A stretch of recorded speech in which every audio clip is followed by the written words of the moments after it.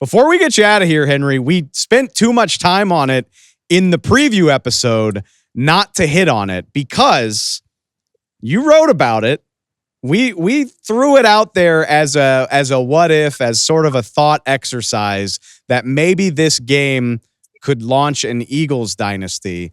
And before I get your take on it, our last bit of sound here, it's not Chiefs sound. It's coming from Darius Slay, who took the words right out of your mouth. So let's hear it.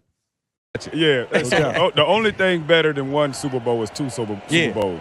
Do you keep the hunger to come back and do it again next year? Of course, that's the mindset, man. We know we got a great thing going, man. And what's so crazy, we got a great young core. Yep. So now we know these guys can honestly build their own dynasty. You know what I'm saying? I'm not gonna play too much longer with these boys, but I know from just looking in, man, you got a lot of young guys: Jalen Carter, Quinyon, Cooper, and got Jay Licks. You got guys that's real young, and his team is just ready to go.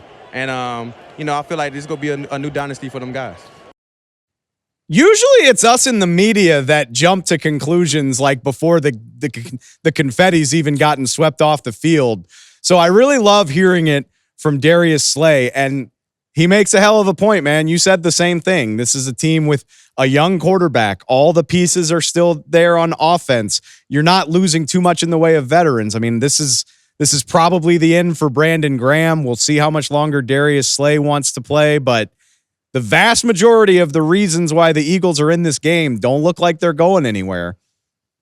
Right. Yeah. I mean, I think ultimately look at the core that's going to be here next year. Look at what Howie Roseman did last offseason. I don't think he's going to need to be as aggressive this offseason because of how well this team is constructed. But man, I don't know how much you and Greg talked about Jalen Hurts, but I just want to give him his flowers. We talked about if he wins this game, he is undeniably elite, isn't he? I mean, we talk about his winning percentage throughout his career. He sits, right there with Peyton Manning and Joe Montana. And given his statistics, it seems surreal to make a comparison to those guys. But guess how many Super Bowls Peyton Manning had? And guess how many Jalen Hurts has? Look, I think I'm not trying to say that Peyton Manning and Jalen Hurts are comparable at this phase of his career, but we were talking about whether Mahomes could eclipse Brady not too long ago, and I think that took a real hit. I just want Jalen Hurts to get his moment. I think there's a beautiful space in the NFL right now for unusual styles of quarterbacking, and Jalen Hurts doesn't play it in the prototypical way that we think of. He's an extremely efficient passer, however, and I think sometimes that is harder for quarterbacks than throwing 50 times a game. Sometimes throwing 25 is actually like an enormously challenging thing to do for a quarterback. They want to be involved constantly. They want to be in rhythm constantly. And offensive coordinators have to manage that. With Jalen Hurts, you don't have to. We saw him hit the big plays when they needed him most in this game and in previous games. But like A.J. Brown said in the postgame, he was like, our defense was basically so good. Our offense didn't have to do very much. And so I just love where Jalen Hurts' game is at right now. That isn't to say that I wasn't appalled at it over the first 4 weeks, but they were changing systems, so I guess I can give him that asterisk. Ultimately, I think we have to take him extremely seriously. 2025, I think we view him as a top 5 quarterback. There's really no way around it. When he can manage games and manage situations and hit throws that are such high difficulty, but with very few checkdowns in between, the guy deserves props. I told Greg, and I won't shy away from it, I told Greg I probably would have voted for Josh Sweat to win MVP of this game, but before anybody thinks I'm too much of a jerk, Jalen Hurts played his best 2 games of the year in the NFC Championship and in Super Bowl 59 against the team that is usually always the clutch team. Outplaying Patrick Mahomes on this stage, it's incredibly impressive, and he's only 26 years old. I think people get stuck in the mindset that by whatever year Jalen Hurts is in, is this year 4 or year 5? people get stuck in the mindset that you're a finished product because you've been a starter in the league for a little while. Jalen Hurts will be a vastly different player at 30 than he is right now, and so on and so forth. There's room for growth. There's room for adding new tools to his bag. If this is where he is at 26, Lord knows where he could be. And by the way, he's already a Super Bowl winning quarterback. On top of that, he plays for the Philadelphia Eagles, who are always going to be hell-bent on aggressively putting a good team around him.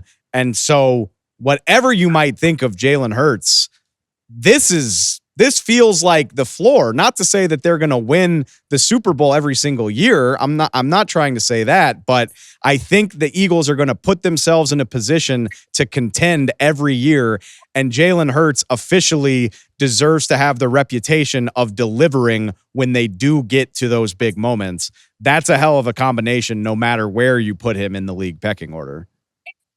Yeah. And I think people will probably bristle at the idea that Jalen Hurts is a top 5 quarterback, but I think it's more reflective of how I value quarterback skills. And I talked about it on the pod before this game that went up on Saturday. Like, I just value wins more than most people do. And I think, like, today, actually, like, if you watch where Patrick Mahomes made mistakes that cost his team, ultimately the sort of crux of momentum that really broke their back, whereas Jalen Hurts just sort of like worked methodically and didn't make any game-breaking errors. It's the kind of quarterbacking that I don't think gets enough respect. But like, when I watch Jalen Hurts in comparison to someone like Jordan Love, I'll take Jalen Hurts every time for the next 6 years. Because like you said, I think Jalen Hurts can only work up from here, and he's already not making the mistakes that cost his team's games. Jordan Love, you got to figure out how to cut out all the interceptions that are killing his team's chances every other game, right? Where he goes cataclysmic. And that's kind of the side of Mahomes that we saw tonight that we were so unaccustomed to seeing. We didn't see it from Jalen Hurts. The other thing worth pointing out, and we can do this to hit, I think we will have hit on every pertinent storyline, Hurts might be doing it again next year with an all-new offensive coordinator. I haven't heard anything official, but the expectation is that Kellen Moore will be staying there in New Orleans to take the Saints head coaching job. I guess that could change. We'll see what happens. But Jalen Hurts has done all of this without the stability in the coaching staff and in the scheme that great quarterbacks typically benefit from. So if he needed another feather in his cap, go ahead and throw that in there as well. Yeah, I think he's had a new offensive coordinator in all but 1 year of his career, if I'm correct there.